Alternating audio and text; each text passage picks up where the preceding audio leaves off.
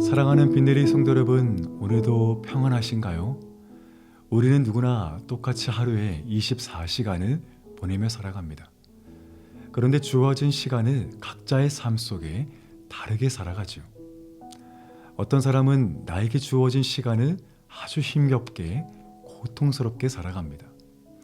물론 누구나 이 땅에서의 삶이 쉬운 것은 아닙니다. 하지만 그 고된 인생을 어떤 사람은 그 고됨 가운데 힘겹게 살아가고, 또 어떤 사람은 똑같은 인생이지만 그 속에서 자족하고 기뻐하며 감사하며 살아갑니다. 여러분의 삶은 어떤 삶이십니까? 우리 인생에서 피할 수 없는 고됨과 힘듦이 있지만 그 속에서 하나님이 주신 은혜로 기쁨과 감사로 승리할 수 있는 우리 모두가 되기를 축복합니다. 오늘의 말씀을 함께 읽겠습니다.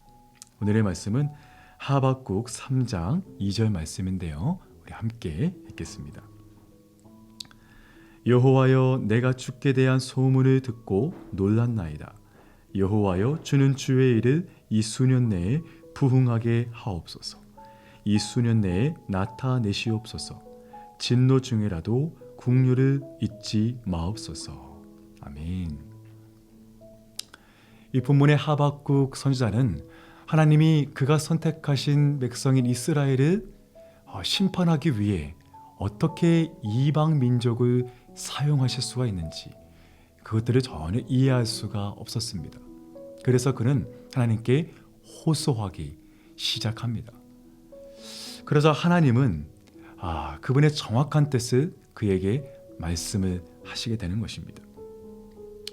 하나님의 때가 되면 불의한 자들은 결국 심판을 받게 될 것이고, 그러나 의인은 궁극적으로 구원에 이르게 된다는 하나님의 뜻을 듣게 됩니다.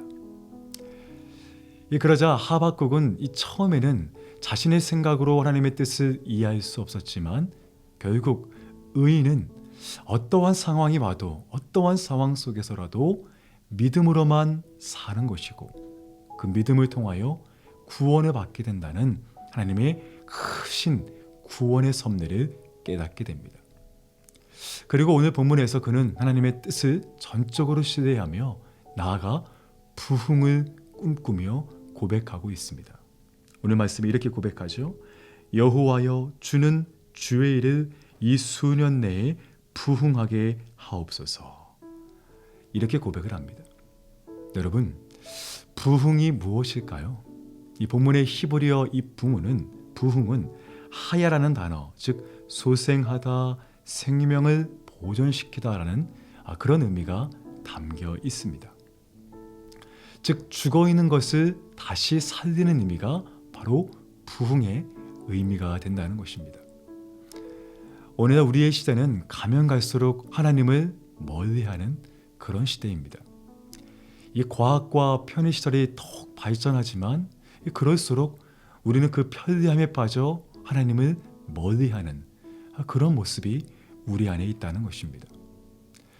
우리의 영혼이 죽어있고 하나님을 찾지 않는 사람의 특징이 있습니다. 바로 하나님을 두려워하지 않는다는 것입니다. 여러분, 하나님은요, 사랑의 하나님이세요. 그분은 우리를 죽기까지 사랑하시고 또 그 은혜와 사랑은 영원 무궁토록 우리를 향하시고 계십니다. 하지만 우리가 그 하나님의 사랑 앞에 때론 두려움이 있는 신앙이 있을 필요가 있다는 겁니다. 그 두려움이 하나님의 사랑을 거둘 것에 대한 그런 의심의 두려움이 아니라 우리 스스로 하나님을 더욱 경외하고 신뢰하며 그분은 우리의 창조주로 우리의 생명의 주관자로 인정하기에 때론 그분을 향한 두려움의 신앙이 필요하다는 것입니다. 여러분도 마찬가지겠지만 늘 저는 교회를 이렇게 오며 갈 때 하이웨이를 타고 옵니다. 근데 거의 매일 사고를 보게 됩니다. 가벼운 접촉사고부터 또 완전히 차가 전복되어 큰 인명피해를 당한 안타까운 모습도 보고 듣곤 합니다. 그럴 때마다 제 안에 느끼는 것은 먼저는 감사입니다. 하나님, 오늘도 나를 이끄시고 순간순간 저를 지켜주심에 감사합니다. 그리고 또 한 가지 느끼는 것은 이 마음이나 제 생각에 하나님의 손 아래에 있음을 느끼곤 합니다. 나의 생명과 호흡의 주관자가 되신 하나님을 향한 경외심과 두려움이 느껴지라는 겁니다. 여러분, 지금 이 순간도, 그리고 우리가 잠시 후 하나님이 저와 여러분을 만약 부르신다면 그 부르심 앞에 거절할 수 있는 사람은 아무도 없습니다. 모든 것을 내려놓고 한순간에 우리는 그 부르심 앞에 나아가야 합니다. 그러기에 우리 신앙에서 하나님을 더욱 경외하기 위해 그분을 두려워해야 합니다. 그러나 오늘날의 시대는 하나님의 낯을 두려워하지 않는, 전혀 두려워하지 않는 그런 모습입니다. 하나님을 두려워하지 않으니 인생의 주인이 자기 스스로가 됩니다. 그럴수록 그 영혼은 하나님과 더 멀어지고 결국 그의 영혼은 죽어가는 것입니다. 이 C.S. 루이스는 이렇게 말을 합니다. 어떤 사람이 영적으로 깨어있을 때 자신 안에 죄를 더욱더 선명하게 보게 된다. 그러나 점점 더 악해지고 영적으로 퇴보할 때 자기 죄의 문제가 점점 더 안 보이게 된다. 더 베일에 가려지게 된다. 이렇게 말합니다. 하나님과 멀어지면 멀어질수록 우리의 죄가 우리에게 보이지 않게 되는 것입니다. 그리고 어느 순간 전혀 알지 못한 채 우리의 몸과 영혼을 파괴되는 것이죠. 사랑하는 여러분, 그렇게 우리는 하나님을 두려워해야 합니다.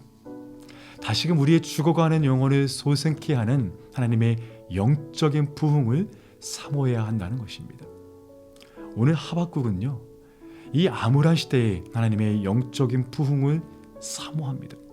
주여, 진노 중에라도 국률을 잊지 마옵시고, 그렇게 기도하며 수년 내에 주의 부흥을 경험케 달라고 지금 간절히 호소하고 있는 것입니다.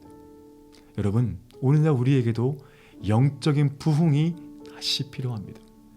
죽어가고 메말라가는 우리의 영혼에 폭포수와 같은 주의 은혜가 임하는 영적인 부흥, 대화가 단절되고 깊숙한 상처로 멍든 우리의 가정을 다시 소생케 하는 영적인 부흥을, 모이기를 피하는 세상의 습관같이 모이기에 힘쓰지 않으며 기도와 말씀을 멀리하는 온 세계의 교회들 위해 하나님의 영적인 부흥이 다시 필요하다는 것입니다. 여러분, 하나님의 부흥이 우리 안에 임하면 몇 가지 특징이 있습니다. 그 몇 가지를 함께 나누고 말씀을 마치도록 하겠습니다. 첫 번째는 하나님의 부흥이 우리에게 임하면 우리의 삶에 분명한 목적이 생깁니다. 그리고 그 삶의 분명한 목적 아래 하나님의 더 깊으신 뜻을 깨닫게 되는 것입니다. 두 번째, 하나님의 부흥이 우리에게 임하면 나 자신을 더욱 사랑하게 됩니다. 왜냐하면 주의 성령이 내 안에 충만히 임하기에 내가 나 자신을 바라볼 때도 하나님의 형상으로 얼마나 존귀하고 가치 있는 인생임을 깨닫게 되는 것입니다. 세 번째는 주의 영적인 부흥이 우리에게 임하면 세상과 이웃을 더욱 사랑하게 됩니다. 내 안에 있는 하나님의 사랑으로 세상과 이웃을 바라보면 그들을 향한 국률함이 내 안에 생기게 됩니다.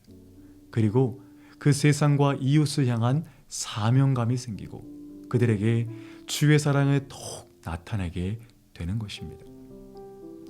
여러분, 이렇게 하나님의 부흥이 우리에게 나타나면 내 삶 그 자체가 하나님의 전적인 이끄심 가운데 살아가게 되는 것입니다. 바라기는 오늘 하루 여러분의 모든 삶에 이러한 하나님의 영적인 부흥이 임하기를 소원합니다. 그래서 죽어가고 메말랐던 우리의 영혼에, 우리의 가정에, 우리의 삶의 모든 순간순간마다 회복과 생명의 은혜가 가득하게 넘치기를 주님의 이름으로 축복합니다. 함께 기도하겠습니다. 사랑과 은혜가 많으신 주님, 감사합니다. 주여, 우리에게도 주의 영적인 부흥을 허락하여 주시옵소서. 그러므로 점점 죽어가고 메말라가는 우리의 영혼과 우리의 가정과 온 세계와 열방 이 모든 교회들 가운데 주의 영적인 부흥을 허락하셔서 다시금 우리를 소생케 하시고 다시금 우리를 살려 주시옵소서. 그러함으로 오늘 하루 우리에게 주어진 모든 일상을 주님과 동행함으로 말미암아 주의 부흥의 기쁨과 감사를 회복하고 경험하는 우리 모두가 되게 하여 주시옵소서. 감사드리오며 예수님의 이름으로 기도합니다. 아멘.